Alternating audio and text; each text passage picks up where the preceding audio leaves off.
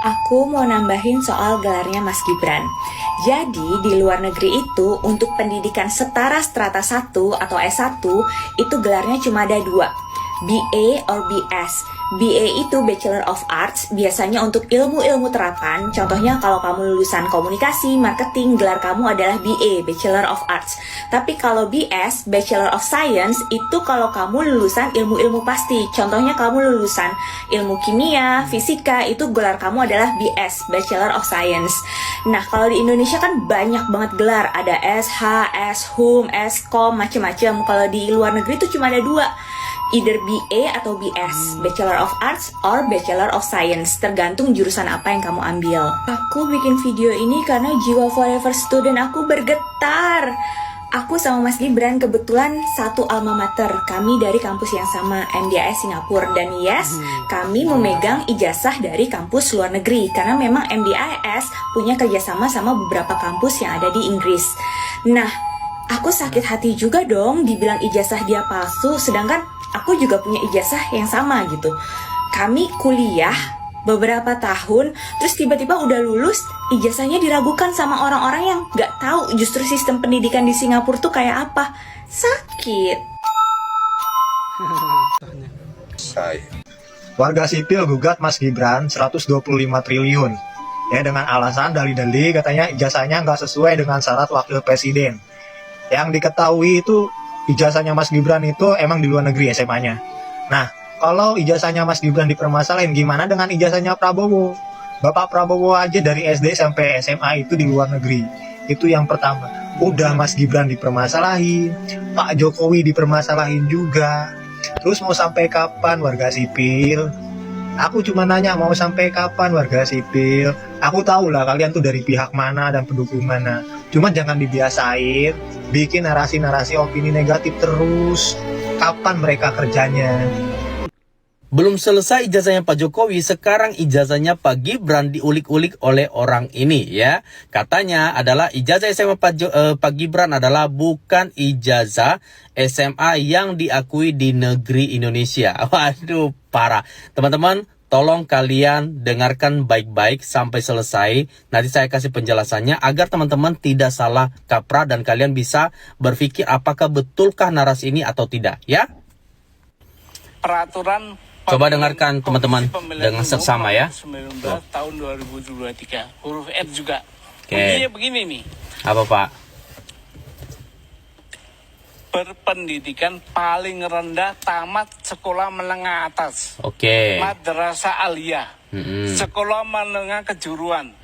Madrasah aliyah kejuruan. Atau sekolah lain yang sederajat. Sekolah lain yang sederajat. Cukup kan? Cukup definitif itu. Oke. Kenapa? Sangat definitif. Iya, definitif. Sangat. Nah, dia si wakil presiden ini gak punya salah satu dari yang disebut ini. Sekolah lain yang sederajat. Bapak mau memahami makna sekolah lain yang sederajat itu gimana? Silakan jawab. Oke teman-teman, jadi dalam di pasal itu berkata bahwa atau berbunyi seperti yang disampaikan oleh Bapak itu betul ya. SMA ya, SMA, SMK atau madrasah atau sebaliknya adalah atau sekolah sederajat. Sekolah sederajat itu adalah yang diakui oleh negara ya. Nah, kalian tahu nggak teman-teman, kalau orang homeschooling, menurut kalian diakui nggak? Homeschooling itu adalah orang-orang tidak langsung ke dia itu belajar secara formal, tetapi belajar oleh orang tuanya atau di mana gitu. Tapi diakui nggak? Diakui oleh negara ya. Karena kenapa? Ya kan ada yang namanya belajar kesamaan. Nah, tapi Pak Gibran ini kan diakui ya oleh negara ya. Negara mana? Ya mungkin Australia atau di mana gitu ya kan. Tetapi ingat teman-teman, itu adalah formal ya teman-teman ya. Nah, kalau hanya Pak Gibran yang dipersoalkan dalam hal ini ijazahnya SMA karena dia mungkin kalau nggak salah di sekolah di Singapura, pertanyaannya adalah kalau begitu persoalkan juga dong Pak Prabowo. Karena kenapa? Prabowo itu ada SD, SMP, SMA-nya itu di luar negeri. Paham nggak Pak? SD, SMP, SMA-nya itu di luar negeri. Jadi sebenarnya Betul. keblinger sendiri kan, Salahkan dong. ketahuan banget kan. Paham nggak teman-teman? Kalau kalian paham mengenai perpolitikan atau mengenai situasi yang saat ini ada, belum Pak Jokowi ijazahnya yang saat ini lagi diusut atau bukan lagi dipermasalahkan oleh Roy Suryo dan CS itu, dan saat ini sedang ya mungkin akan menuju ke tersangka ya. Karena kenapa? Karena UGM udah menyatakan bahwa ijazahnya Pak Jokowi itu asli. Kenapa? Karena mereka yang mengeluarkan. Lah, data Roy Suryo dan teman-teman lain mengatakan bahwa oh itu palsu. Ada lagi mengatakan bahwa oh itu dicetak di Pramuka. Pertanyaannya adalah apakah betul seperti itu? Sedangkan ijazah yang ada saat ini adalah sesuai dengan ijazah teman-temannya, pas, sesuai, dan begitu juga oleh instansi yang mengeluarkan UGM tentunya adalah mengatakan itu adalah udah pas sesuai seperti itu. Tapi masih aja nggak percaya, masuk mengatakan oh kalau begitu keluarkan aslinya, ya kan? Mana yang aslinya keluarkan Pak Jokowi nggak mau dong kan? Karena kenapa? Karena Pak Jokowi tidak ingin. Oh ya, kamu kan menuduh bahwa itu palsu, ya kan? Ya udah, kalau kamu mengatakan bahwa itu adalah palsu, tentunya kamu punya yang asli. Secara logika betul nggak teman-teman? Coba deh, kamu pakai ini ya. Betul. Oke, kalau saya ngomong begini, kamu pakai ini. Jangan pakai emosimu, ya. Jangan pakai emosi yang kamu nggak suka, ya. Tapi pakai ini supaya pintar. Contohnya ya, Pak Suban ini ya, dia pakai kacamata nih kan. Saya bilang, Pak Suban, ya, Pak Suban, kamu itu pakai kacamata palsu, oke? Kamu itu pakai kacamata palsu. Terus Pak Suban bilang gini, kenapa kamu menuduh bahwa saya pakai kacamata palsu? Iya, kacamata aslinya ini di saya. Ini nih kacamata aslinya nih di saya nih ada. Ya, itu yang Pak pakai itu palsu. Artinya apa? Saya menuduh, saya ada bukti. Oke, sekarang orang Pak Roy Suryo. Dan sekarang kalau saya tanya sama si kawan ini, ya, nggak usah lah saya tanya, Roy Suryo deh, ya kan?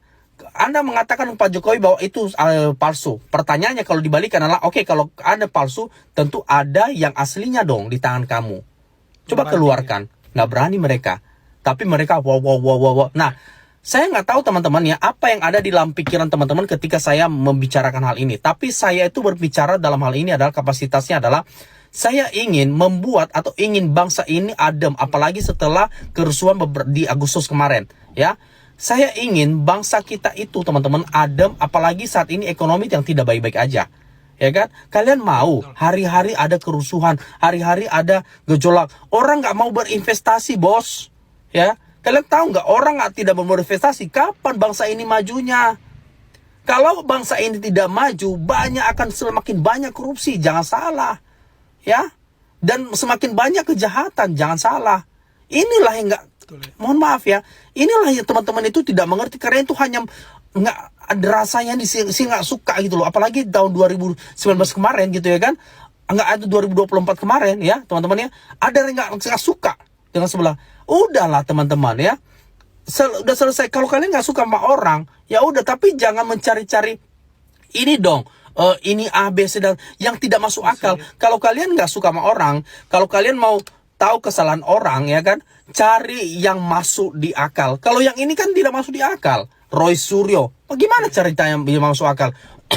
Lembaganya mengatakan bahwa itu asli kok, ya kan? Lah Anda mengatakan tidak dan segala macam, kan aneh secara logika.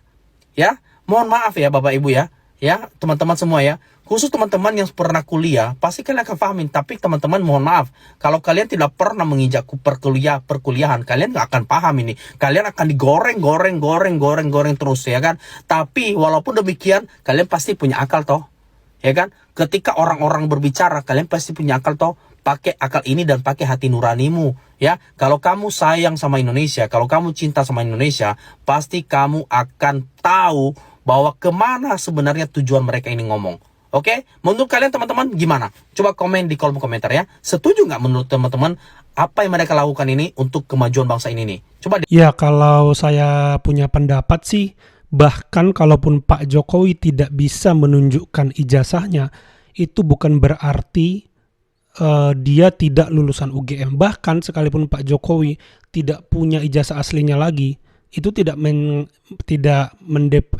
mengartikan bahwa Pak Jokowi itu bukan lulusan UGM. Berapa banyak orang yang lulus, ijazahnya nggak tahu dia simpen di mana. Ya mungkin karena dia sudah jadi pengusaha, merasa tidak ada kebutuhan untuk ijazahnya gitu teman-teman. Dan Pak Jokowi sudah lulus kurang lebih ya 30 tahunan yang lalu lah ya berarti kan. Ya kalaupun ijazahnya dia sudah tidak pegang misalnya karena hilang ya, itu tidak mengartikan bahwa dia bukan lulusan UGM. Karena faktanya UGM sudah mengkonfirmasi bahwa Pak Jokowi lulusan UGM, ada skripsinya di sana. Buat saya ini udah cukup teman-teman ya, karena apa yang dipermasalahkan orang macam Yorismun ini ya, mereka menantang Pak Jokowi menunjukkan ijazah aslinya. Saya jamin kalaupun ditunjukkan itu nggak akan selesai kok gitu teman-teman. Jadi selalu ada ruang bagi mereka untuk tidak percaya karena memang mereka bergerak penelitian itu kan biasa penelitian itu mengosongkan diri dulu ya. Saya nggak tahu ya sebenarnya paradigma penelitian itu gimana yang benar. Apakah dari awal mereka sudah membuat kesimpulan bahwa ijazahnya palsu sehingga apapun yang mereka lakukan dalam pergerakan-pergerakannya itu ya semua yang mengarah kepada ijazah Pak Jokowi palsu ya. Tapi menurut saya penelitian mereka pun itu hanya menurut saya kedok ya. Apalagi sekarang mengeluarkan buku, itu menurut saya hanya untuk mempertebal mereka bersembunyi di balik sesuatu yang bersifat ilmiah, karena ini kasusnya sudah dibawa ke ranah hukum. Ya teman-teman, ilmiah kok langsung menyimpulkan tanpa memperoleh ijazah aslinya. Kan kalau misalnya mereka belum melihat ijazah asli fisiknya, mereka penelitiannya itu harusnya tertunda atau belum dapat disimpulkan ya, atau kesimpulan sementara atau bagaimana lah gitu yang tidak menggambarkan kesimpulan pasti seperti yang mereka lakukan sekarang ini. Ya itu satu. Kedua, ya spirit penelitian kok seperti ini teman-teman. Apakah tidak ada hal lain yang lebih menarik untuk diteliti ya teman-teman? Ini kan menimbulkan apa ya teman-teman, keanehan sendiri bagi kita ya. Dasar memang tujuannya memang menyerang Pak Jokowi, terbukti sekarang Gibran juga toh gitu.